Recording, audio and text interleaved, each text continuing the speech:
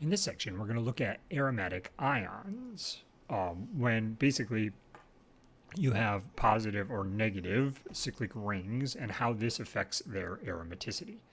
So here we're going to look at actually 5 and 7 membered rings. If you remember the things that make these molecules aromatic, it was that they're cyclic, planar, conjugated, and that they have 4n plus 2 pi electrons. And anti-aromatic had the same properties with 4n pi electrons.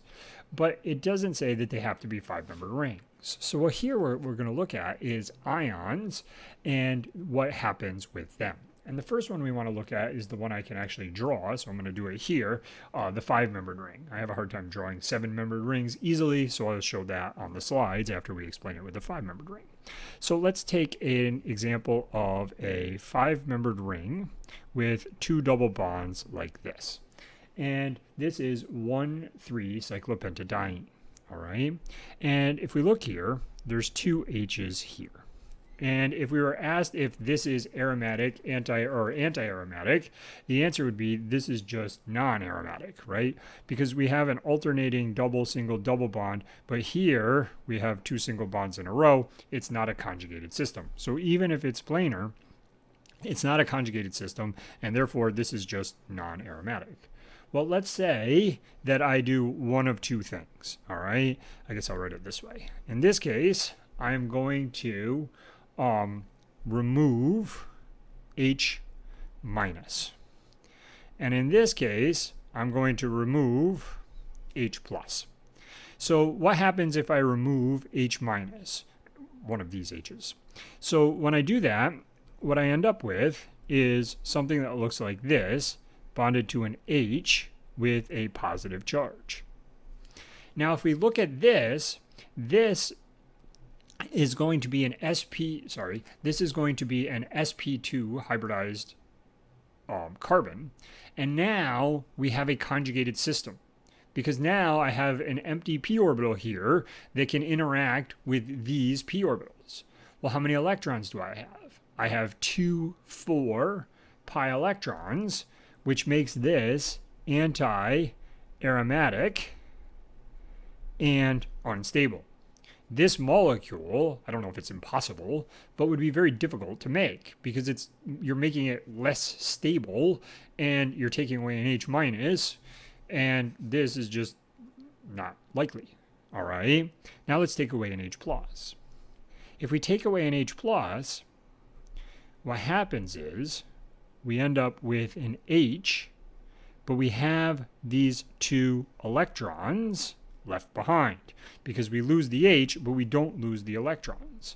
And now we have this type of system. And what we end up with is how many pi electrons? 2, 4, 6 electrons. And this one is aromatic, and this one is actually relatively stable. In fact, we use this in an upper division chemistry lab at UAlbany. So this molecule will lose H plus and form something that's aromatic and relatively stable. An interesting question is, how come this carbon is still sp2 hybridized? And this is a very complicated answer that I Googled it, and it's 3 pages long, the answer to this. But to put it simply, normally we think of this lone pair as being in in a hybrid orbital. And if you remember back to general chemistry, when you were counting or figuring out hybridization of different things, you were looking at domains as, being in hybrid orbitals, atoms and lone pairs. Well, in this case, this actually ends up in an unhybridized p orbital, and it could participate in this aromaticity. That most likely occurs because of the enhanced stability of aromaticity and the molecule's desire for these electrons to be able to participate, so it can be aromatic. Another way of thinking about this is that you have this ring structure here, and therefore you have a 120-degree bond angle between this carbon, carbon, and hydrogen. And that is also favoring having this in an unhybridized p orbital, because if it was a sp3 hybridized p orbital, it would be tetrahedral, which wouldn't work as well for a 5-membered ring to have a 109.5 degree bond angle. So that's basically 2 ways of thinking about it. At the end of the day, this lone pair does participate in the aromaticity, and we have 2, 4, 6 total electrons, and that's 2n plus 2. So this molecule is aromatic. Let's look at an example with a 7-membered ring. Again, a 7-membered ring is difficult to draw, so that's why I've done it here. In this case, we have alternating double, single, double bonds, but this is again non-aromatic because it's probably not planar. This probably sticks up because this is now an sp3 hybridized carbon. And also, you don't have full conjugation of the molecule because you have 2 single bonds in a row. They're not all alternating. So this one is just non-aromatic. Well, we're going to look at the same 2 examples. What happens if we take away an electron, okay, an H minus with its 2 electrons, and put a plus charge here. And what happens if we take away an H plus and leave the 2 electrons and put a minus charge here? Well, in this case, what we have is 2, 4, 6 electrons. We know, because this molecule can be made and is particularly stable, that we have a planar system. And this plus charge is in the form of an unhybridized p orbital, which can allow delocalization of these electrons. And it has the 2, 4, 6 pi electrons and becomes aromatic. In this case, this molecule is difficult or impossible to prepare because in this case, we have 2, 4, 6, 8 electrons. And even if this is planar, it's anti-aromatic and therefore particularly unstable. The next question is, well, what happens if we want to, actually prepare these different types of things? Well, in this case, we can simply add a base because our goal is to remove H plus. And, relative to HCl, this proton is not very acidic, but for an organic proton, relative to an alkane proton, this is a fairly acidic proton. Why? Because a base like NaOH can remove it. That tells us one thing. But another way of thinking about this is once we put these lone pair of electrons, these lone pair of electrons exist inside of this ring structure, and they allow this stable cyclopentadienyl anion to form. And if we look at its orbitals, they would look like this, and they could be shared, these 6 electrons can be shared among this conjugated pi system as shown here. In the case of the 7-membered ring, we actually have to get rid of H minus. It turns out that this was made a long time ago. When someone added bromine to this, it actually removed this H as a H minus to form HBr and Br minus, leaving this positive charge. Again, the reason that this reaction occurred so easily is because we ended up with this conjugated system. There's a couple things to note about this conjugated system. First of all, this molecule is now planar. Okay. Another thing to note about it is that we have this empty p orbital, which allows this to be a conjugated system and the electrons to be shared.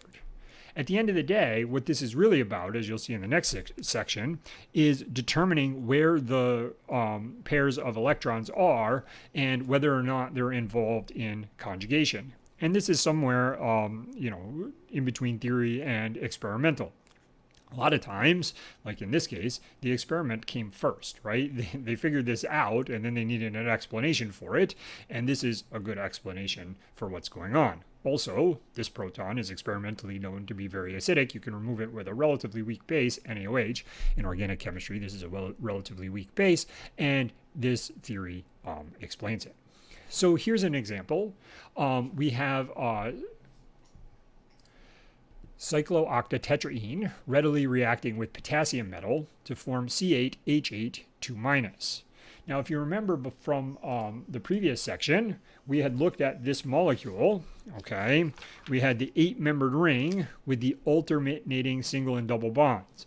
And we didn't determine it to be anti-aromatic because even though it has 2, 4, 6, 8 pi electrons, which follows the 2n anti-aromatic rule, we talked about how this is locked out of forming a planar system because of the fact that the octagon has the 135-degree bond angles, and therefore it doesn't exist in one plane because the sp2 hybridized carbon want 120 degree bond angles, and some of them flip up, as is shown in the previous section. Well, here it asks us 2 questions. It says, explain why this reaction occurs so easily and determine the geometry for this dianion here. Well, why does this occur so easily? We've now added 2 electrons. So if we go from 8 to 10 electrons, we've gone to something that's actually aromatic. And if we wanted to look at what is the bond angle, chances are the bond angle is 135 degrees, and this is planar. Why? Because if the reaction occurs readily, when it doesn't seem like it could or should, it's because we form something that's particularly stable.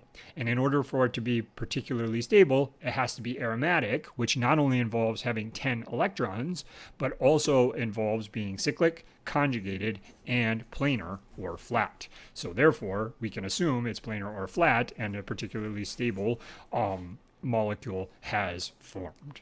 So I hope this gives you a little bit of an idea of how we're calculating or counting these different electrons, and a little bit of the strangeness of how these lone pairs are existing in unhybridized orbitals. Even though that doesn't seem normal, there is the benefit of becoming aromatic, which means that nature favors that, even though it isn't exactly what you were taught in the general chemistry class. And, you know, there are many cases where it does, the way that you learned it in general chemistry does apply, but in this case, it behaves a little bit differently.